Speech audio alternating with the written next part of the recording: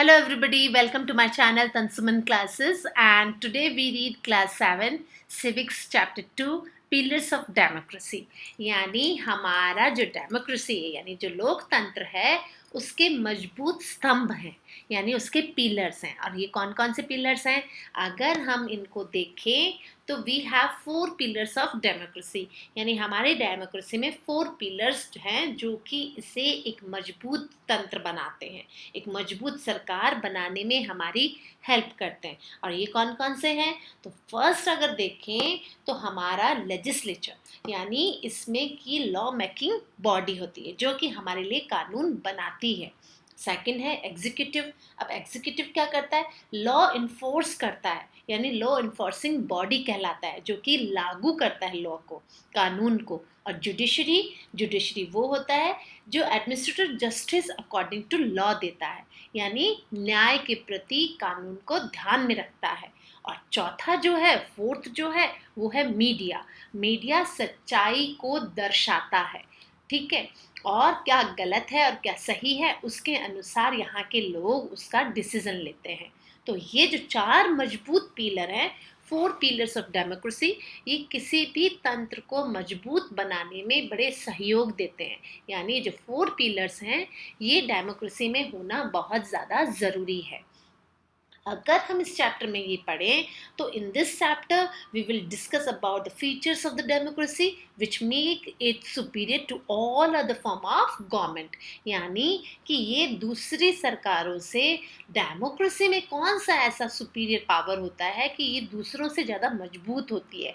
So the strength of a democracy depend upon the strength of each pillar and way pillars completed to each others, यानी एक दूसरे से संबंधित होते हैं। अब ये कैसे संबंधित होते हैं? Let's discuss in this chapter. So before we read this topic, like and subscribe my channel and don't forget to press the bell icon. So we have seen this democracy is considered the best form of government. जैसा कि आप सबको पता है कि लोकतंत्र जो होता है उसमें लोगों के लिए बहुत अच्छे से सरकार बनाई जा सकती है। जैसा कि हम पहले भी पढ़ चुके हैं कि बड़ी सुपीरियर होता है। यहाँ पे लोगों के द्वारा लोगों के लिए चुनी गई सरकार होती है, वो बहुत अच्छे से काम करती है, इसको बड़े अच्छे से हम इम्प्लीमेंट कर सकते हैं। लेकिन अगर हम इम्प्लीमेंट्स करते हैं तो हमें कुछ चीज़ों का ध्यान भी रखना पड़ता है। जैसा कि गवर्नमेंट होती है, डेमोक्रेटिक जो गवर्नमेंट होता है, इसमें होता है कि अलाइनमेंट जो होता है सिटीजन का वो ज़रूरी होता है। यानी नागरिक जो होता है वो बहुत जागरूक होना चाहिए और प्रबुद्ध होना चाहिए। We know that the democracy stand for the expression of we will all the people. यानी हमें जो है अपने एक्सप्रेशन, यानी हमें अपने विचार व्यक्त करने ज़रूरी होते हैं ताकि डेमोक्रेसी में काम सुचारू रूप से चल सके। It is a very basic of democratic government, और ये बहुत बेसिक चीज़ होती है किसी भी लोकतंत्र में। In the democracy change are brought about by the collective will of the people and not by use of force। यानी इसमें कि लोगों का एक झुंड हो जिसमें कि चेंजेस लाया जा सके। इसको किस तरीके से अगर हम देखें तो not by the use of force, यानी किसी को फोर्स नहीं करा जा सकता to make the right choices, to arrive at the right decision. Every citizen should be well informed and socially represent, यानी रिस्पॉन्स होता है, यानी वो जिम्मेदार है किसी भी राइट डिसीजन को लेने के लिए। उसको राइट अपना डिसीजन लेना चाहिए, वो अपने सोच समझ के अनुसार सामाजिक उसको दर्जा देना चाहिए, समान उसको रूप से जिम्मेदार होना चाहिए, यानी एक जिम्मेदार नागरिक जो है वो उसे बनना चाहिए। It does not mean that they should be highly educated, और ये ज़रूरी नहीं है कि आप एक जिम्मेदार नागरिक अगर हैं तो उसके लिए पढ़ा लिखा होना ज़रूरी हो, ऐसा कुछ नहीं है। Possess the university of degrees but they have should be alignment, यानी अलाइनमेंट जो होता है, और साथ ही साथ में enough to make responsible decision, यानी आप इतने जागरूक ज़रूर होने चाहिए कि आप अपने रिस्पॉन्सिबिलिटी को समझें। और अपना डिसीजन खुद ले सके। दस political awareness is an important condition of democracy. और ये जो पॉलिटिकल अवेयरनेस होती है, ये एक डेमोक्रेसी में लोगों को ज़रूरी कंडीशन होती है। अब जब तक अगर आप जागरूक नहीं हैं, सो आपको कैसे पता चलेगा? So the political alignment citizen will be able to जज, यानी पॉलिटिकली राजनीतिक तरीके से अगर कोई नागरिक जागरूक है तो वो अपने रिप्रेजेंटेटिव को बहुत सोच समझ के चूज करता है, करेक्ट चूज करता है, और by evolving the merits and these merits of different categories. और वो जो भी कैंडिडेट होता है उसको चुनने के फायदे और नुकसान भी उसे मालूम होने चाहिए। Such voters will not be easily said by the false promises made by the candidate or by their money or muscles power, यानी कोई भी जोर जबरदस्ती करके और झूठे वादे करके आपसे वोट नहीं ले सकता। जैसे फॉल्स प्रॉमिसेस करते हैं ना नेता, जब चुनाव आने वाले होते हैं ना, तो हम तो देखो ये नौकरियां निकाल देंगे, हम ये वैकेंसी निकाल देंगे, हम ये पुल बना देंगे, है ना, और हम आपके लिए अनाज फ्री दे देंगे। यानी कुछ लोग होते हैं जो फॉल्स प्रॉमिसेस करते हैं और साथ ही साथ में अपने मसल्स पावर भी दिखाने की कोशिश करते हैं। तो एक जो जागरूक नागरिक है अगर, तो उस जागरूक नागरिक को ये चीज़ें ज़रूर ध्यान देनी चाहिए कि वो ऐसे झूठे नेताओं को और ऐसे झूठे फॉल्स प्रॉमिसेस को ध्यान में ना रखे जब वो वोट देने जाता है। यानी पब्लिक जो अलाइनमेंट होता है, सिटीजन जो होता है, विल बी एबल टू जज the performance of the government, यानी गवर्नमेंट को चूज करने के लिए उसे जागरूक होना पड़ेगा। और अगर लोकतंत्र में नागरिक जागरूक इसलिए भी होना चाहिए क्योंकि गवर्नमेंट ऑफ द प्रॉपर, लोकतंत्र में अगर तरीके से सरकार चलानी है तो citizen should be informed and socially representative, यानी रिस्पॉन्सिबल होते हैं वो, दे शुड बी वेल इन्फॉर्म्ड, यानी उनको सब कुछ मालूम होना चाहिए कि वो किसको वोट दे रहे हैं और उन्हीं का डिसीजन होना चाहिए, यानी रिस्पॉन्सिबल डिसीजन उनको लेना चाहिए। और साथ ही साथ में कोलेंटिंग होना चाहिए, मैरिट्स और डिसमेरिट्स पता होने चाहिए कैंडिडेट के कि किस नेता को हम चुनने से क्या फ़ायदा होगा और किस नेता को चुनने से क्या नुकसान भी हो सकता है। वो एक जागरूक नागरिक को होना ही चाहिए और नेताओं के झूठे वादों में, फॉल्स प्रॉमिसेस में नहीं फंसना चाहिए। वॉइस लीडरशिप यानी कि किस तरीके से वो एक तरीके से सही वादे करे और जैसा कि वो बुद्धिमानी तरीके से लीडरशिप करे। अब लीडरशिप कैसे होनी चाहिए? जैसा कि चैप्टर में है कि in large countries people can not directly administrate themself. अब जैसा कि हमारा देश जो इंडिया है उसमें पॉपुलेशन बहुत ज़्यादा है ना, नंबर 1 पे पॉपुलेशन है, and they elect the political leaders to represent them in a legislature, यानी वो अपने नेताओं को चुनता है, अपने रिप्रेजेंटेटिव को चुनता है। And elections are the important part of democracy. और जैसा कि आप सबको पता है कि डेमोक्रेसी में इलेक्शन बहुत इंपॉर्टेंट होते हैं। क्यों? Because different political parties consider election by the fielding their candidates, और अलग अलग नेताओं को क्या होता है, पार्टियां चुनती हैं। ठीक है, अब जो वाइज लीडरशिप होगा तो उसके डिसीजन मेकिंग भी पावर भी होनी चाहिए उसमें। ठीक है, डिसीजन पावर मेकिंग भी होना चाहिए उसमें। So the party leaders aligned to voters at the time of election, और लोगों को जागरूक भी होना चाहिए। अब कई नेता लोग होते हैं, कई पार्टियां होती है कि हमारी पार्टी सबसे अच्छी इसलिए है क्योंकि हम आपको फ्री एजुकेशन देंगे, हम आपको फ्री वो इलाज देंगे। तो कुछ जो होते हैं वो दूसरी पार्टी की मैरिट्स और डिसमैरिड करके भी आपको क्या करते हैं, आपको अवेयर करते हैं। As a part of election campaigning several public meetings are held, और जैसा कि चुनाव जब होते हैं तो अलग अलग जनसभाएं भी होती हैं in which various issues and problem are discuss, जहाँ पे कि बहुत सारे इश्यूज जो होते हैं लोगों को उनके बारे में और उनके प्रॉब्लम के बारे में डिस्कस किया जाता है। These helps people to make their minds about whom to vote. और यही वो डिसीजन, यही वो समय होता है जब एक सुचारू रूप से एक समझदार नागरिक डिसीजन लेता है, अपने माइंड को सेट करता है कि उसे किस नेता को चुनना है।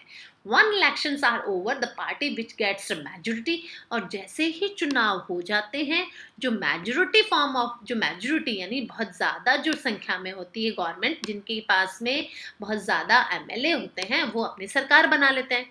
If none of the parties get majority, लेकिन अगर किसी को मेजोरिटी नहीं मिलती है, तो वहाँ पे क्या होता है, तो भाई वहाँ पे होता है कॉलिशन गवर्नमेंट बनती है, यानी मिली जुली सरकार बनती है। अब जब मिली जुली सरकार होगी, तो कुछ जो है दूसरी पार्टी के नेता लिए जाते हैं और कुछ दूसरी पार्टी के नेता लिए जाते हैं, और उन दोनों को मिलाकर एक सरकार बनाई जाती है। Thus if the voters are alignment, यानी अब मैंने कहा कि अलाइनमेंट होते हैं अगर, they will only elect leaders who are efficient and committed.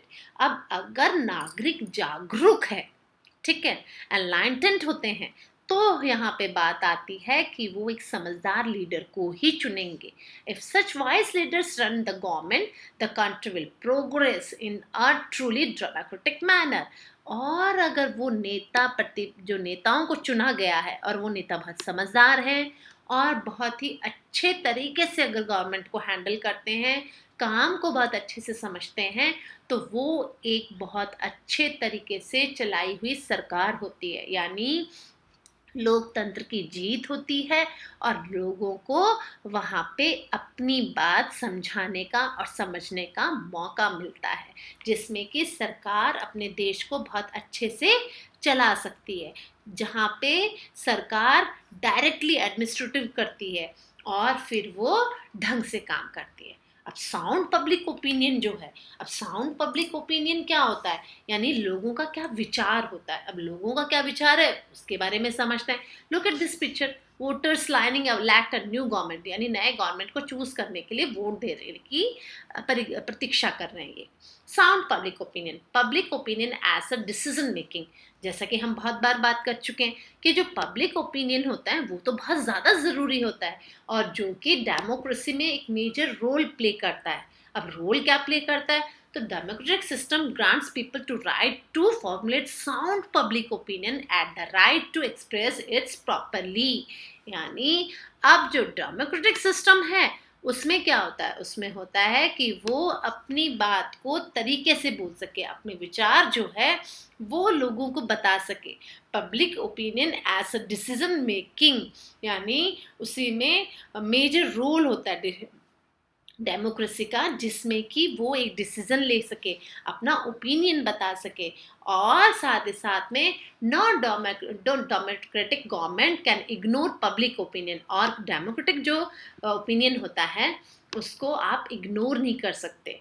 If the government ignores the people public opinion, people can remove it in the next election. और अगर कोई ऐसी कोशिश भी करता है कि वो लोगों को ना समझे, लोगों की समस्याओं को ना समझे, तो क्या होगा, वो सरकार अगली बार लोगों के द्वारा नहीं चुनी जाती, यानी नेक्स्ट इलेक्शन में उसको रिमूव कर देते हैं। So what is the public opinion. अब हम पूछते हैं कि भाई पब्लिक ओपिनियन होता क्या है। हमने कहा कि लोगों के विचार होते हैं, तो लोगों के विचार किस तरीके के होते हैं ये भी तो समझना जरूरी है। The wishes of the people of any issue or problem may be described as public opinion। यानी अगर मेरे कॉलोनी में पानी नहीं आ रहा है तो सिर्फ मुझे ही प्रॉब्लम थोड़ा ना हो रहा है, वो सबको प्रॉब्लम हो रहा है ना। तो अब मेरा क्या होगा, जो मेरा प्रॉब्लम है वो पब्लिक का प्रॉब्लम है, और पब्लिक को ओपिनियन को जब तक नहीं समझा जाएगा, लोगों के विचारों को जब तक कोई सरकार नहीं सुनेगी, वो एक लोकतंत्र में सरकार कामयाब नहीं हो सकती। So it may not be the opinion of all the people. It generally is the opinion of the majority of the people. At times, even majority may express the opinion which not be in the interest of entire community. यानी कि अब जो government है वो ignore कर नहीं कर सकती पब्लिक ओपिनियन को, और साथ ही साथ में अब क्या करते हैं कि वो लोगों के ओपिनियन को ध्यान में रखते हैं, और ध्यान में रख के ही वो काम करते हैं। तो क्या होगा, it generally it's opinion of the majority of the people, at times even the majority people express minority express the opinion. अगर आज मैं आपको बोल दूं कि माइनॉरिटी है तो मेजोरिटी में भी मतभेद होता है। अब किस तरीके के मतभेद होते हैं ये हमें समझने की ज़रूरत है। जैसा कि मेजोरिटी जनरल ओपिनियन होता है, मेजोरिटी पीपल का माना जाता है, that times even a majority may expresses an opinion which not be interested the entire community. यानी मेजोरिटी जो पीपल है क्या वो माइनॉरिटी की बात नहीं सुनेंगे? नहीं, ऐसा होना चाहिए। यानी माइनॉरिटी जो पीपल है उनके भी ओपिनियन उनको सुनने चाहिए, तभी वो नागरिक जागरूक नागरिक कहलाएंगे। Leads by wise leaders can create a sound public opinion. और यही क्या कहलाता है? लोगों के विचार कहलाते हैं। There are many agencies. और जैसा कि बात करते हैं कि बहुत सारे एजेंसीज है, बहुत सारी पब्लिक पार्टीज हैं और मास मीडिया है जो कि पब्लिक ओपिनियन को फॉर्मुलेट करते हैं। और एजेंसीज जो हैं वो कंट्री को जो साउंड पब्लिक ओपिनियन होता है which is so initial for a democracy. जो पब्लिक ओपिनियन होता है, लोगों की जो सोच होती है, वो एक लोकतंत्र में दिखानी ज़रूरी है और साथ ही साथ उसको अप्लाई करना भी ज़रूरी है। अब अकोमोडेशन ऑफ द डिफरेंसेस, अब जैसा कि मैंने बात हो रही है कि भाई इसमें भी मतभेदों का आवाज़ होता है। अब मतभेद कैसे होते हैं? The democratic government is run by the party or a coalition of the parties that gets the mandate of the people in term of majority of seats or votes. What happen if the minority, अगर हम बात करें कि भाई जैसा कि कोई एक मेजोरिटी पार्टी है, ठीक है, उसको बहुत सारी सीटों से वो जीत गई, तो क्या अब माइनॉरिटी पीपल का क्या होगा? यानी अगर कोई एक पार्टी जीत जाती है, दूसरी हार जाती है, तो हारी हुई पार्टी को क्या इग्नोर कर देंगे, नेग्लेक्ट कर देंगे या उनको रहने ही नहीं दिया जाएगा? यहाँ पे मतभेद आ जाते हैं। वो कैसे? इट कैन बी इग्नोर्ड और नेग्लेक्टेड, उनको इग्नोर और नेग्लेक्ट किया जाता है। No, in a democracy every group, every small it may be allowed to voice its opinion. यानी एक डेमोक्रेसी में ऐसा नहीं हो सकता। यानी चाहे माइनॉरिटी ही क्यों ना हो, उनको अपनी वॉइस रेज करने का हक है। और टॉलरेंस और influences are important features of the democracy. और क्या है, जो हमारी मेजोरिटी गवर्नमेंट है वो पावर में अगर आ जाती है और वो डिसाइड करती है, लीडर्स डिसाइड करते हैं कि under arrest in order to keep them away for the recognizing people against government policies. अगर कोई गवर्नमेंट पॉलिसीज को इग्नोर कर रहा है, कोई इसकी अपोजिशन पार्टी के जो लीडर्स हैं वो उसका नहीं मान रहे हैं, it not be called a democratic government. जब तक उसे डेमोक्रेटिक गवर्नमेंट नहीं कहा जा सकता, क्योंकि it is a clear case of the intolerance which destroy the very foundation in democracy. जैसे कि हड़तालें होती हैं, ठीक है, लोग क्या करते हैं, विरोध करते हैं, है ना, सरकार का। तो in democratic government can ignore public opinion of the government, ignores people can ignore that the next election. यानी अब हमें नेक्स्ट इलेक्शन तक उसका इंतजार करते हैं लोग। So just as a intolerance majority can damage the country democratic structure. और जो इंटॉलरेंट जो मेजोरिटी पीपल होते हैं वो एक गवर्नमेंट को कहीं ना कहीं डेमोक्रेटिक स्ट्रक्चर है उसको डैमेज करते हैं, है ना, लोग लड़ाई दंगे करते हैं। So also a intolerant majority can do the same. और माइनॉरिटी लोगों के सामने इंटॉलरेंस करते हैं, उनको अगर परेशान करते हैं, तो ये एक डेमोक्रेटिक स्ट्रक्चर में नहीं हो सकता। तो अननेसेसरी एलिगेशंस और बंद जो करते हैं, बाज़ारों को बंद कर देते हैं, ठीक है, वायलेंट प्रोटेस्ट करते हैं, किसी का विरोध करते हैं एक्सेट्रा, और रास्ते जाम कर लेते हैं, ठीक है, तो ये मतभेद एक लोकतंत्र में नहीं होने चाहिए। Become form of the minority intolerance with the cripple people life and create roadblocks for the implementation of people friendly program of the government। और लोग क्या करते हैं, सड़कें जाम कर लेते हैं, ठीक है, और नेशनल हाईवेज जाम कर लेते हैं। तो therefore it is an initial in democracy to respect the freedom of majority to run the government and the minority freedom to express the opinion। यानी मेजोरिटी अगर किसी गवर्नमेंट के पास है डेमोक्रेसी में, तो उसकी रिस्पेक्ट करनी चाहिए हमें, उसका रिस्पेक्ट करके रिस्पेक्ट द फ्रीडम, है ना। लेकिन जो मेजोरिटी गवर्नमेंट माइनॉरिटी गवर्नमेंट है उसको भी अपने ओपिनियन एक्सप्रेस करने का मौका देना चाहिए। So the latter also gave the minority the freedom of formulate public opinion against the wrong policies of the government. यानी कि जो सरकार के द्वारा जो रॉन्ग पॉलिसीज होती हैं उनके द्वारा उनको कुछ ऐसे फ्रीडम भी मिलना चाहिए ताकि वो गवर्नमेंट को बता सके कि आपके ये जो कदम है ये गलत है. So the tolerance is a virtue which makes for a successful democracy. It is needed among political parties, individuals, communities, religious bodies, society at large. All should respect the rights और view of other. Since Asian time, जैसा कि पुराने समय से ही हमें देखने आ रहा है कि हम कैसे अपने अपने धर्मों के, है ना, अलग अलग धर्मों की हमें क्या करनी चाहिए, रिस्पेक्ट करनी चाहिए. सोसाइटी बहुत बड़ी है, हमें लोकतंत्र को ध्यान में रखते हुए सभी पार्टियां एक हैं. और क्या करना चाहिए, India has been known for its tolerance. It is welcome different races, faiths, ideas of people. India's unity in diversity, it makes a unique among world nation. यानी कि हम सब में विभिन्नताएं हैं, लेकिन विभिन्नताओं के हम सब के अपने अपने फेथ्स हैं, अपने अपनी जो है हमारे ईश्वर में, है ना, भगवान में हमारे अपने अपने धारणा है, उनको मानने के अलग अलग तरीके हैं, हमारे आइडियाज़ अलग हैं. लेकिन अगर भारत की एकता को देखा जाए तो जो अनेकता है उसी में ही एकता होती है. यानी जो हमारा वर्ल्ड में नेशन जो इंडिया है वो एक यूनिक है, ठीक है. और साथ ही साथ डिसिप्लिन सिटीजन. अब डिसिप्लिन सिटीजन क्या है, तो इसमें अगर बात करें तो इसमें ये देखना ज़रूरी है कि किस तरीके से एक जो सरकार होती है कंट्री में पॉलिटिकली और अवेयर होने चाहिए, डिसिप्लिन होने चाहिए. What is called the discipline means, आप कहेंगे कि मैम ये डिसिप्लिन क्या है. It means that the citizen should be aware of all right and duties.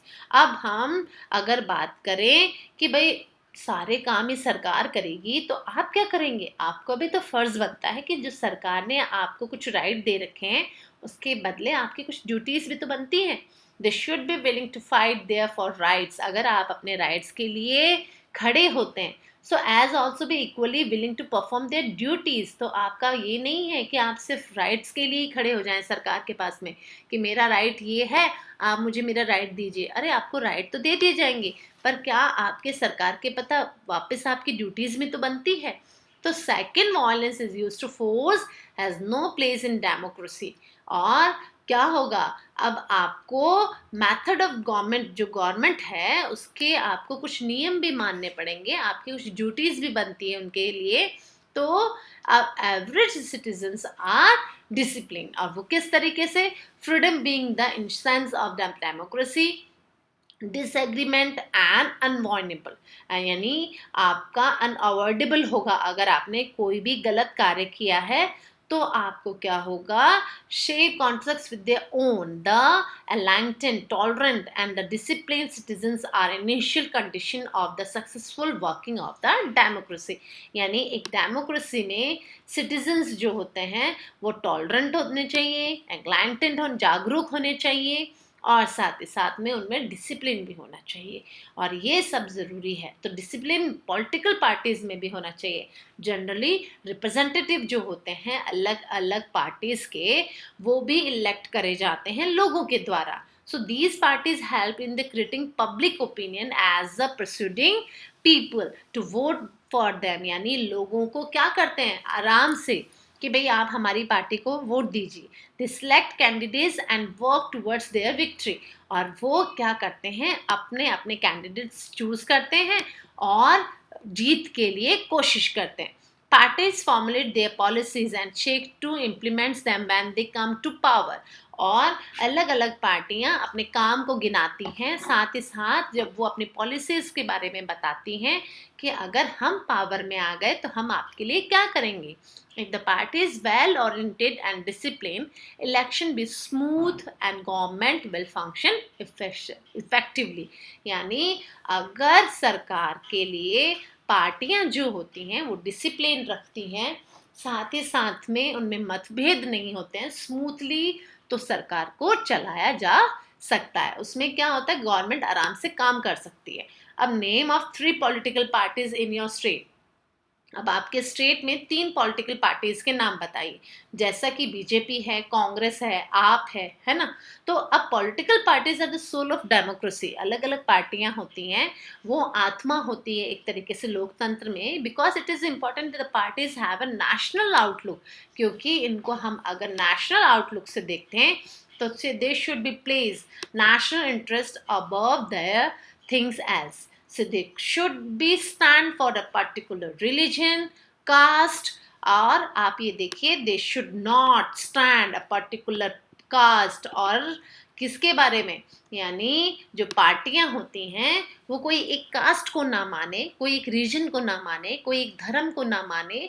Parties are based such as a narrow conditioners where may be chose unrest among the people and even lead of the fragmentations of the nation, and national integrations for should be the goal for all parties। यानी हमें जो social equality होनी चाहिए, economic activity होनी चाहिए, हमें जो मतभेद हैं वो नहीं होने चाहिए। सभी हम सब साथ रहते हैं, सोसाइटी में काफ़ी डिफरेंसेस हैं, but intolerance means the destroy are very functioning the democracy. यानी लोगों के जो होता है इसमें मेजोरिटी और माइनॉरिटी में मतभेद नहीं होने चाहिए, और साथ ही साथ में पार्टियां जो होती हैं उनमें भी ऐसा नहीं दिखना चाहिए कि कोई एक पार्टी है वो एक अलग धर्म को मानती है, या अलग कास्ट को मानती है, या अलग रीजन को मानती हैं।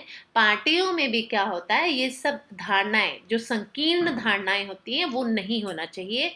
वो एक देश के लिए होना चाहिए, एक देश के लिए समर्पित होने चाहिए। एक पार्टी होनी चाहिए ऐसी जो कि पूरे देश के लिए काम करे, उसमें जाति धर्म होता है वो मायने नहीं रखता है। Social and economic equality. अब सोशल और इकोनॉमिक इक्वलिटी की बात करें तो democracy is based on the principle of the equality. यानी हम सभी को मालूम है कि डेमोक्रेसी है उसमें ह्यूमन डिग्निटी और इक्वलिटी को बहुत ज़्यादा ध्यान में रखा जाता है कि मानव की जो डिग्निटी है वो बनी रहे और साथ ही साथ में इसकी इक्वलिटी भी बनी रहे। यानी principles of equality and human क्या होता है, डिग्निटी। यानी ह्यूमन की डिग्निटी भी बनी रहे और इक्वलिटी भी बनी रहे। साथ ही साथ में democratic society should be free from all the form of discrimination. अब जो पॉलिटिकल पार्टीज होती हैं, डेमोक्रेटिक सोसाइटी जो होती हैं, वो सारे क्या होती हैं, वो इन सभी से दूर रहना चाहिए, मतभेदों से दूर रहना चाहिए। और वो कौन कौन से हैं, कास्ट है, सब कास्ट है, जेंडर है, रीजन और लैंग्वेज है। यानी कि कास्ट और जेंडर में बिलीव नहीं करना चाहिए, किसी भी खास लैंग्वेज में नहीं ध्यान देना चाहिए कि हम इसी लैंग्वेज को मानेंगे या रीजन को मानेंगे या इस कास्ट को मानेंगे, ऐसा नहीं होना चाहिए। सभी को इक्वली देखना चाहिए and all section of the society should be equal partners in the development of the community. यानी हमारे कम्युनिटी के लिए, हमारे समाज के लिए सभी इक्वल पार्टनर्स हैं। And the rule of law which is initial implement, और कोई भी रूल अगर होता है तो वो सभी के लिए एक जैसा होता है, डेमोक्रेसी में specially. And the every citizen is equal before the law, और कानून की नज़र में वो सभी बराबर हैं जो वहाँ के नागरिक हैं। And we have also judicial system जिसको कि अप्रोच करते हैं हम जस्टिस के लिए, but does not guaranteed justice is fairness in everyday life of the people. There can be some people who think they are superior of others। ऐसा कभी कभी होता है कि कुछ लोगों को लगता है कि हम दूसरों से आगे हैं या हम दूसरों से सुपीरियर हैं। Their ignorance may be make them to look the others are inferior। और दूसरों में हीन भावना आती है। जो ह्यूमन बींग्स हैं उनको लगता है कि या तो वो उनके नौकर हैं या उनके दास हैं, गुलाम हैं। So it not happen. क्यों? क्योंकि because may even including the insulting the weaker ones through the harsh words of the miscellaneous dates. यानी कि जो हार्श वर्ड्स हैं वो यूज़ नहीं करने चाहिए। साथ ही साथ में हमें उनके साथ में समान दर्जा देना चाहिए। सच ह्यूमिलेशन, यानी अब जो ह्यूमिलेशन होता है यानी जिनमें कि उनका शोषण होता है, अब ये ह्यूमिलेशन नहीं होना चाहिए। All members are respect as human beings and with dignity. है ना, हमें इक्वल डिग्निटी मिलनी चाहिए, इक्वल हमें राइट्स मिलते हैं, और every citizen is equal before the law, यानी कानून की नज़र में सभी बराबर हैं, सभी को मुफ्त में इलाज मिलना चाहिए, सभी को मुफ्त में शिक्षा मिलनी चाहिए, है ना, खाना रोटी कपड़ा मकान जो बेसिक नीड्स होती हैं वो सभी की इक्वल मिलनी चाहिए हमें।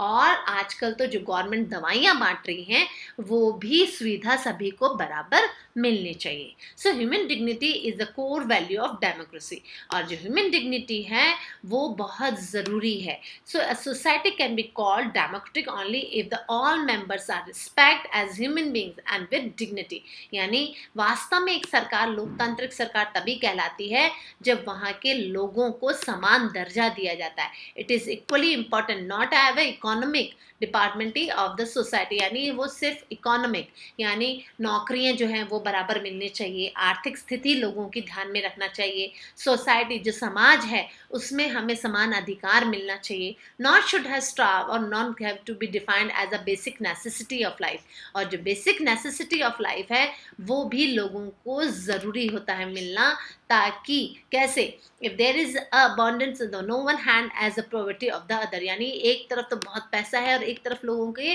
खाने के लिए भी रोटी नहीं हो, तो ऐसे में डेमोक्रेसी सफल नहीं हो सकता। So the social and economic equality is initial condition of the successful working of democracy, और एक डेमोक्रेसी अगर है तो उसको सक्सेसफुल तभी बनाया जा सकता है जब वहाँ के लोगों को बराबर का दर्जा दिया जाए, लोगों को वहाँ इनिशियल जो वहाँ की नेसेसिटी है वो मिलनी चाहिए। और साथ ही साथ में टू सम अप को अगर हम देखें तो democracy is considered the best form of government, India is a democratic Republic. जैसा कि हम सबको पता है कि लोकतंत्र होता है वो बहुत ज़रूरी होता है, लोगों के द्वारा लोगों के लिए चुनी गई सरकार होती है इसमें, और साथ ही साथ में उनके लिए ऑनेस्ट पॉलिटिकल पार्टीज होनी चाहिए, सेल्फलेस लीडरशिप होनी चाहिए, लोगों को लिए पीपल विद अ वाइज होने चाहिए, फ्रीडम होना चाहिए, कम्युनिकेशन होना चाहिए एक दूसरे से, पार्टीज जो होती हैं पॉलिटिकल वो ऑनेस्ट चाहिए, और फ्री प्रेस चाहिए, ठीक है। और राइट्स जो होते हैं तो हमारे सरकार ने अगर हमें सिटीजन्स को कुछ राइट्स दिए हैं तो हमारी भी ड्यूटी बनती है कि हम लड़ाई दंगे ना करें, ठीक है, हम अगर विरोध कर रहे हैं तो हम लोगों को नुकसान ना पहुंचाएं। और टॉलरेंस होता है तो इम्पॉर्टेंट इसलिए होता है फ्यूचर्स डेमोक्रेसी में, तो इसमें क्या होता है कि हमें ह्यूमिलेशन नहीं करना चाहिए, ठीक है, ताकि all members are respect as human beings and with dignity, and in a democratic society there is no distinctions of high and low, इसमें कोई ऊंचा और कोई नीचा नहीं होता। Thank you for watching this video, and don't forget to like and subscribe my channel Tansuman Classes.